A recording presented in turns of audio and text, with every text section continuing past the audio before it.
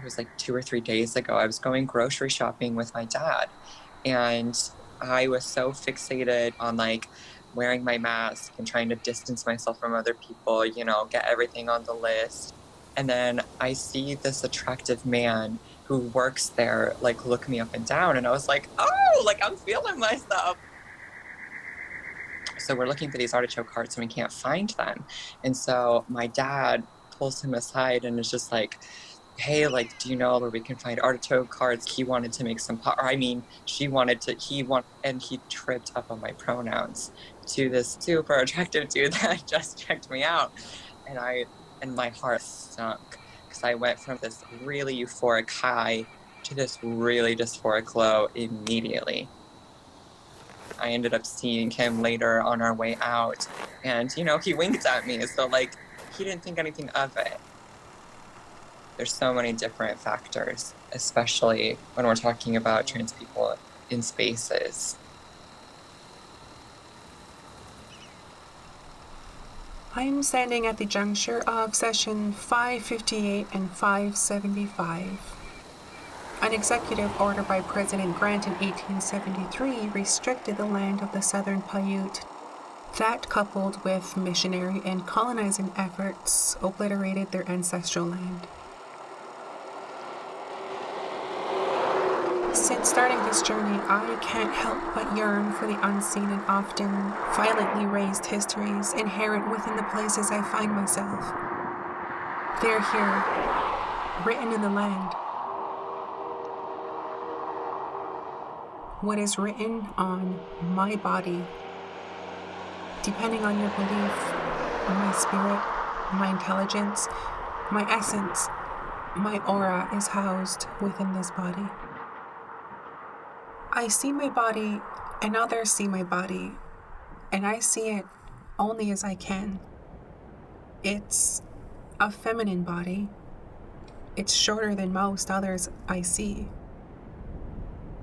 Where is my body?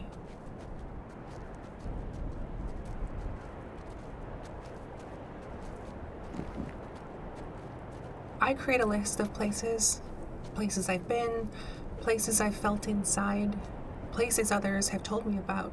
I catalog in order to understand, to parse out the solutions to all my questioning. The connecting artery through it all is the feeling of dysphoria inherent within. In the shower. In front of the mirror. In my friend's bathroom. My bed. Every night growing up, I would feel horrible about my body and living as a boy. I would imagine that somehow I would be transformed into a girl while I slept. I'm confronted with a body that works, but does not work for me. It jumps, leans, runs, walks, picks up groceries, and processes food. Who I am is not found here, and I hate the moment I peel off my clothes to wash this body I so desperately wish I could accept. I experience dysphoria in most gendered spaces, except the men's section of clothing stores. At the midday show at the Renaissance Fair, the usher invited ladies in the crowd to take the last seat in the auditorium, and my friend called me and pointed at me. The usher invited me to sit, called me Miss and Little Lady. I wanted to run far away. I was playing a character for a murder mystery game. The first moment of staring at myself in the mirror with the full makeup and hair, I looked amazing. I wondered, if I look this much like a lady, maybe I should give up ever trying to convince anyone I'm not a girl. I might feel euphoric when trying things on, as long as there aren't too many people around to make me nervous. The women's section of clothing stores. Any professional interaction where someone calls me sir or he. Anytime I speak on the phone or hear a recording of my voice. It's gotten better, but without any visual cues, I'm still incorrectly categorized. At the supermarket, in the doctor's office, around beaches, in pools, during family gatherings, in locker rooms, at church, in the subway, as I walk down the street. In this moment, right now. Why do I feel it here?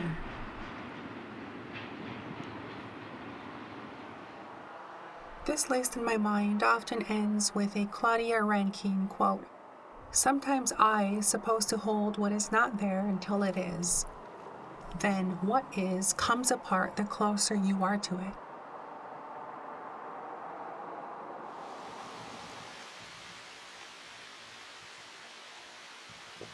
I find myself again in a border town. It's not on purpose, but I don't think it's much of a coincidence either. This is Mojave Land. I feel myself stop my car and walk towards this building that's also liminal. It used to be a train depot, then abandoned.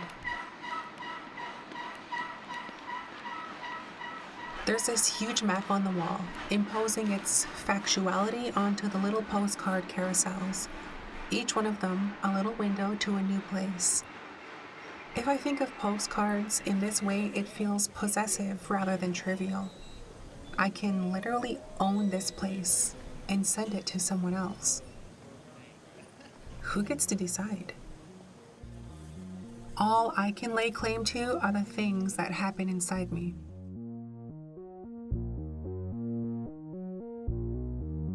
I was working with some friends on a web series down in Austin, and when I was down there, I saw myself as a cis dude who had a fetish for trans women, is what I saw it as.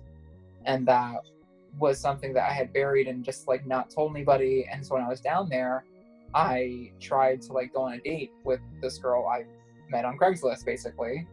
And I, went on a date with her, and it was like the moment like we started talking on the date, I was just so there was a moment of clarity there for me that I realized I didn't just want to like date this woman or be with her or whatever. This woman was me and I was her. This whole thing kind of clicked in my head that I wanted to like become who she was. And that moment happened with me, and like that was an important moment for me.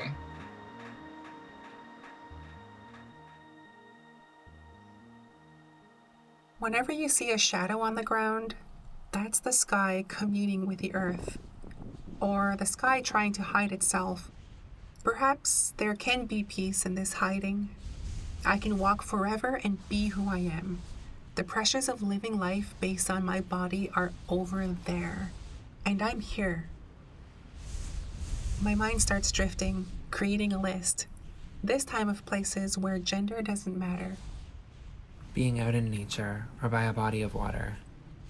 Being quiet and silent and just listening to my surroundings and what's going on around me can help me be peaceful and relate more to the earth and the things that have been here longer than I have. I love riding my bike. There are these trails by my house I go on to get away and just move. One of them has this enclosure of trees that just envelops you as you ride through. In my professor's office, once I went to her with some questions about class material. We were talking about intellectually exciting things, so gender became a non-issue.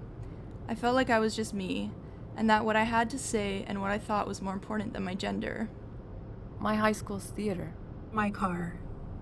There's this invisible barrier between me and the rest of the world when I'm in my car.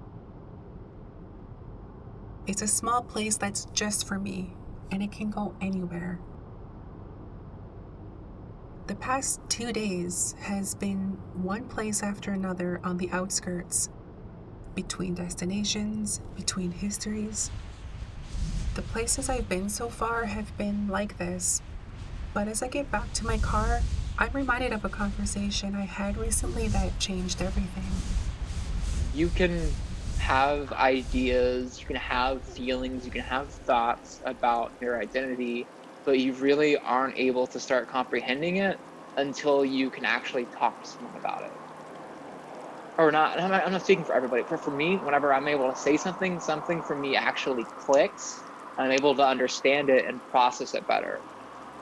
I had not really thought about the idea of identity coming through vocalization, but as I ponder it now, I kind of like it. I'm thinking of how important it was for me to work up the courage to say the words gender dysphoria out loud to a real person in order to make it real. I had to begin that process first before I could look into doing anything physical. A lot of trans women will start a hormone replacement therapy, which I want to like stop and say, you don't have to transition physically to be trans. But certain people choose to because it aligns with who they are, maybe because they have the privilege and the monetary value to do it. Some people choose to start that first before publicly saying that they're trans. For me, it was like the opposite. I had to like come out to myself first and like make sure like everything internally was set with me, like with my therapist and everyone else. And that's just what I needed to do for me. I literally had to prove to myself that trans identities are valid. I had to read dense literature about gender theory, about feminist history. I had to read that in order to accept my own identity of this is real. I feel like, especially early on in my transition, I was constantly thinking about gender. It's all I could think about. You know, I couldn't separate gender from anything for a very long time because I was still critically thinking about my own.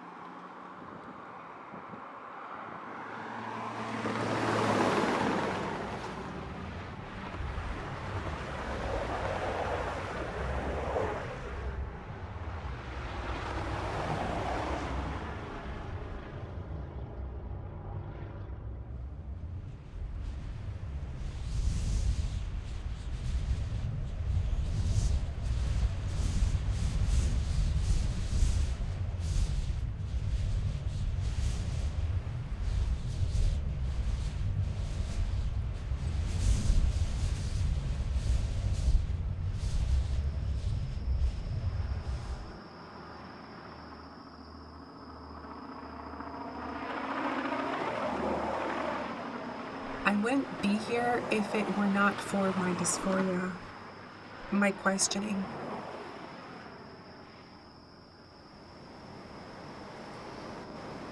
Finally arriving at a place that feels like a destination.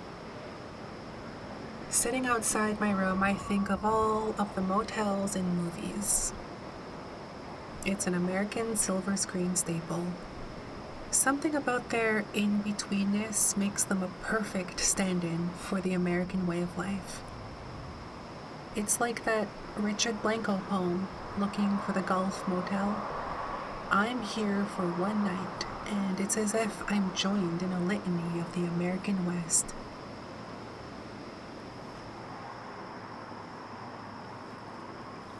Blanco repeats, there should be nothing here I don't remember.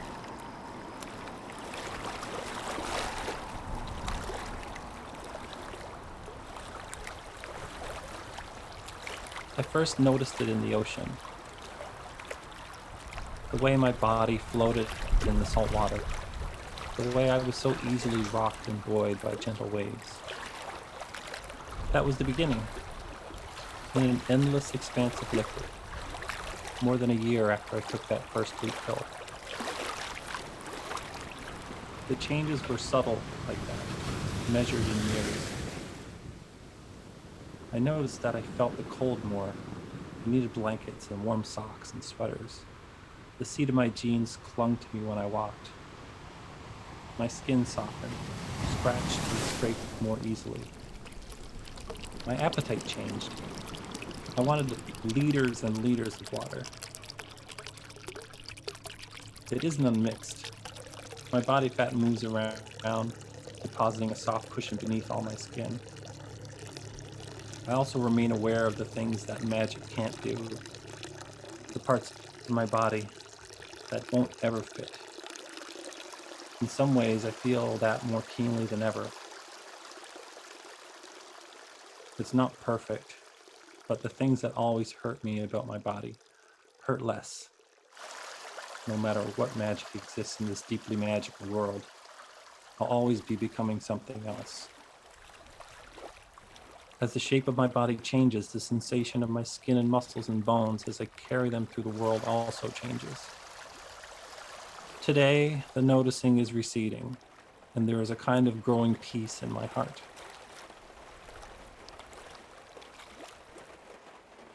So to the wildcats listening out there that are working at Grand Canyon West, We are a majority Wallapai right now. This is what we've been asking for years. We want control of our corporation. Somewhere along the north end of session 689, I start listening to the local radio. Way back when it became successful, this is that opportunity. There's a saying that there is great opportunity in chaos, and I think that really captures what we're going through right now. I can relate in some small way. Representation of people who felt like me has always either been a joke or a fetish, both at my expense. I drift away, admiring the mist as it curls through the hills.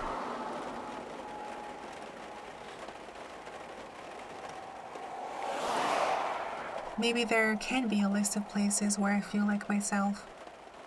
Here would definitely make the cut. Looking back at most places from my childhood, most certainly would not. Though, if you asked me to make the same list 15 years ago, some of them might have been. But as I've come to realize these feelings and desires as not just passing things, but as concrete parts of myself that aren't going away, that changes the space I make for them.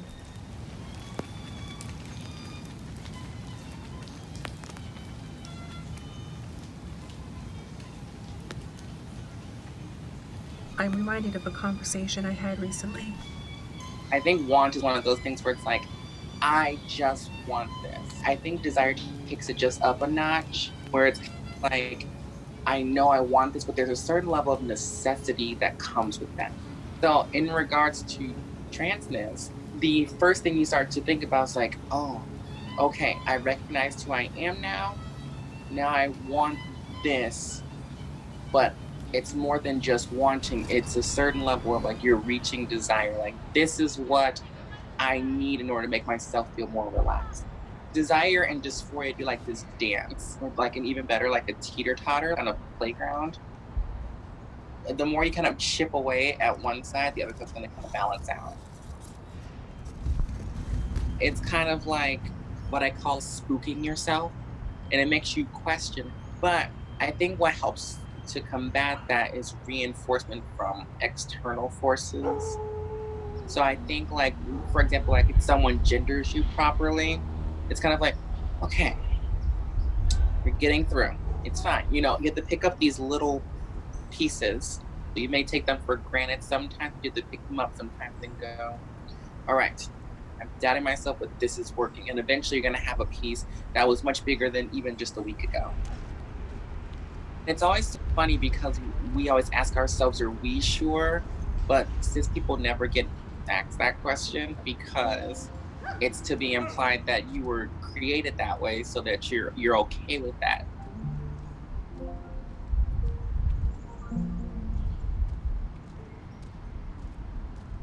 For some reason, it comes most strongly at the dog park.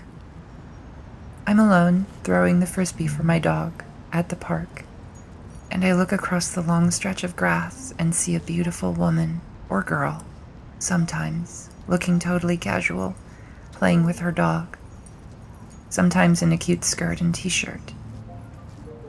But there's something about the space of contemplation, while I'm alone at the park, thinking, that makes my longing to be more female feel so strong.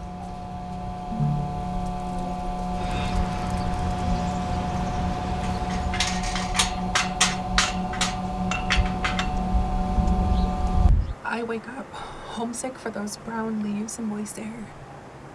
The expanse of sky is sheltering in its own way, opening me up to the possibility of my desire. It's not a chasm, it's a starting point. Zinnia Jones put together a list of feelings that relate to depersonalization. A sense of detachment from your own thoughts, feelings, or body. Feelings split in two parts, with one going through the motions of participating in the world and one observing quietly. Feeling as if you have an unreal or absent self. Experiencing the world as distant, dreamlike, foggy, lifeless, colorless, artificial. Being absorbed within yourself and experiencing compulsive self-scrutiny or extreme rumination. having an ongoing and coherent dialogue with yourself. Feeling like a veil or glass wall separates you from the world. Emotional or physical numbness. An inability to imagine things. Being able to think clearly, but feeling as if some essential quality is lacking from your thoughts or experience of the world. A sense of disconnectedness from life, impeding you from creative and open involvement with the world. I perform a mental search for dysphoria, and I slowly start linking memories to each of Zinnia's points.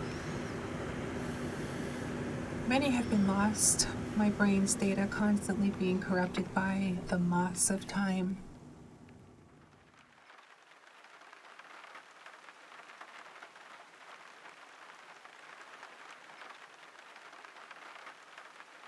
My car got stuck on the southwest slope of the Turquoise Mountain. Many civilizations have named this mountain, but its history is its own. Many people say that it's home to demons and monsters. The Navajo word that describes them translates as that which gets in the way of a successful life.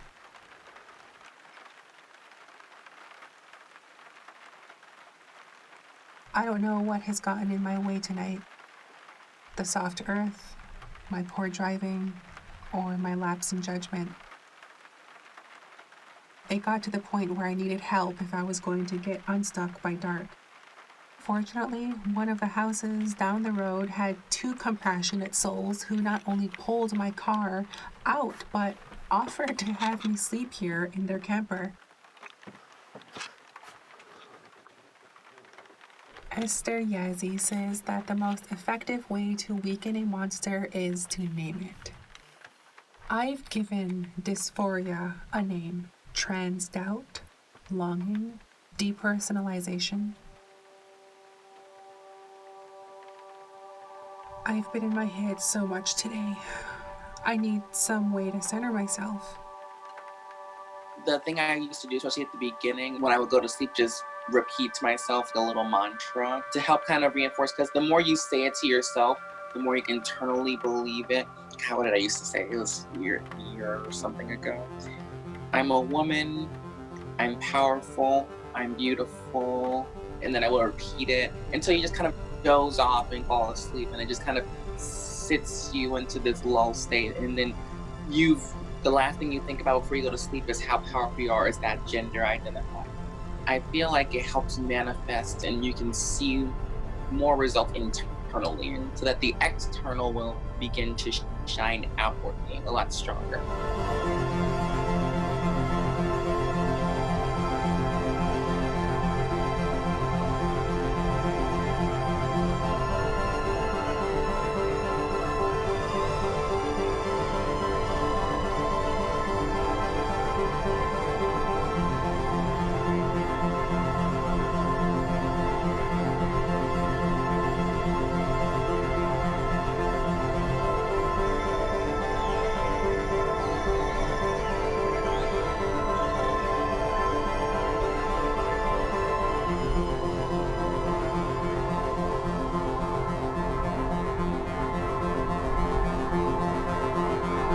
Traveling like this is part of coming to some sort of stalemate with myself. The place I find myself, or my body finds itself, it's like Mika Cardenas says. What might one say is transgender desire? Perhaps it's rooted in the desire to be something else than what one presently is, or what one was given. Perhaps it's a particular arrangement of the thrownness of the Zane. Ronald writes, a thrownness is an experience of nothing or nullity. An experience which Heidegger calls guilt, a radical impotence regarding the conditions of the there in which one finds oneself thrown. Thrownness is like the aporia itself, the moment of realization, of disconnection, after which the motion of the drives returns.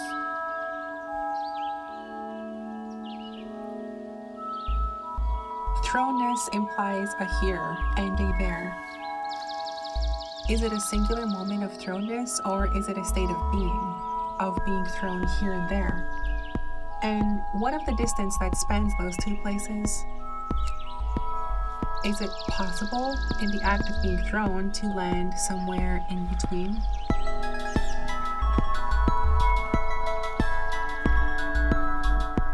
Parts of the area were closed due to the virus, so I wasn't able to descend into the reconstructed kiva. I contented myself to taking in the light and spirit of this eminent place.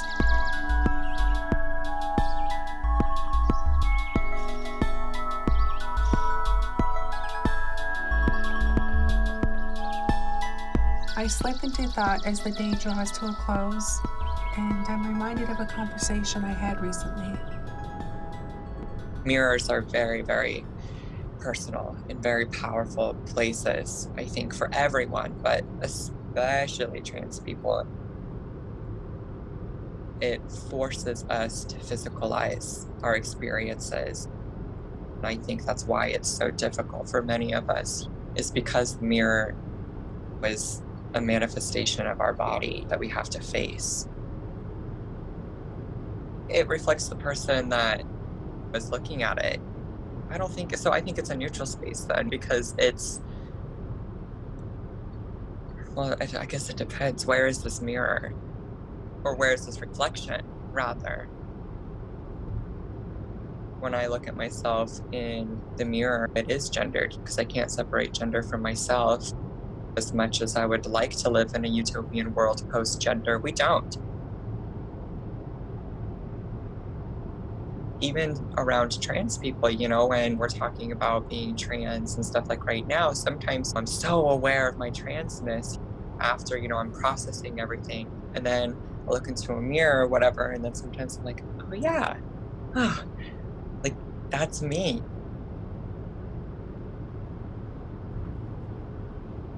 I don't feel that surprise anymore, but I still have those moments of just like recognizing my own beauty and just reveling in that euphoria, which I never thought I would have. And I was told I would never have. And society taught me I would never have. But bitch, this is reality and I do have it, you know?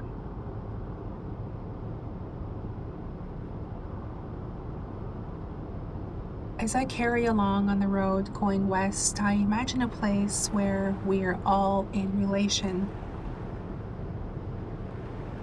Maybe there are places and communities where that happens and connections are made physically. But what about people like me who grew up in an area and time where those physical places were relegated to big cities? Again, at the periphery of the land. There is a reason I chose to write on Medium instead of Tumblr, or God forbid, Twitter.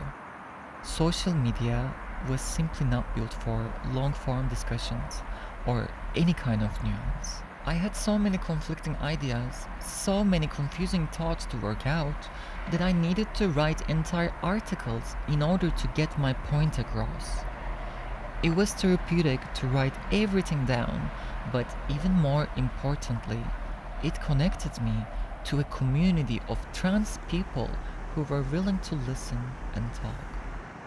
But at the same time, I think there's this fascinating side of digital spaces that are hyper real.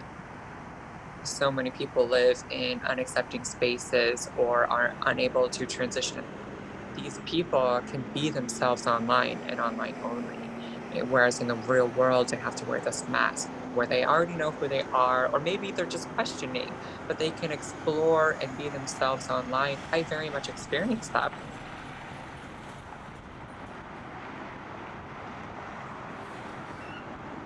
On the road again, with all my destinations finally behind me.